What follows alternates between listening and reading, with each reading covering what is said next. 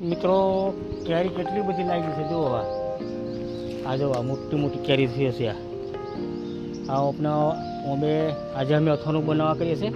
એટલે 5 કિલો કેરીઓ ઉતારી લઈએ એનું અથાણું બનાવવા કરીએ છીએ આ કેરીઓ બધી પાડવા કરીએ છીએ જુઓ હા નોન કેરીઓનું મરવાનું અથાણું બનાવવાનું છે મરવાનું આ જુઓ આ કેટલી બધી છે બીજી મોટી થઈ ગઈ છે આપણે 5-6 કિલોનું બનાવવાનું છે પછી મોટી થવા દેવાની છે પછી પાછું બીજી વખત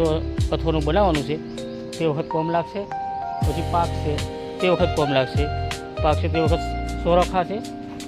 એટલે બધી નહીં પાડ લેવાની ખાલી અમને અથાણું બનાવવા જોકી પાડવાની છે બધા 3-4 ઓંબા આવી જશે કેરીઓ અમે આ ટોટલ 8 ઓંબા છે એમાંથી 3 ઓંબાને કેરી આવેલી છે બધા નહીં આવી આ સાલ નીચે ગળી હો વધારી છે આવી જોવા એટલે દક્ષા અમને આવે એટલે અમે ઉતારી લઈએ એક ડોલ ભરી ઉતારી લઈએ જે થાય તે 5 કિલો થાય ને 6 કિલો થાય તે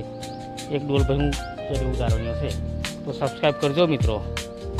લાઈક કરજો અને સબસ્ક્રાઈબ કરજો મિત્રો વિડીયોને અને થોડું ખાવું હોય કેરી ખાવું હોય તો આવો કેરીઓ સારી લાગેલી છે બીજા ઓંબો નહીં લાગીએ ગરસાલ અમે છે ને વેચી હો દઈએ માર્કેટ મોકલાવી દેવાનો પણ આ સાલ એટલી બધી નહીં એટલે ઘેર છોરાને ખાવા જોઈએ એમ કરીને આ સાલ નહીં વેચવાની આ સાલ બધી ઘેર રહેવા દેવાની છે એટલે 2 વખત થોડું બનાવવાનું છે વરસાદ આવી એ ટાઈમે બનાવશું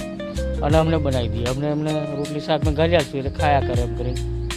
બનાવી દઈએ જોવા કેરીઓ લાવી જશે હા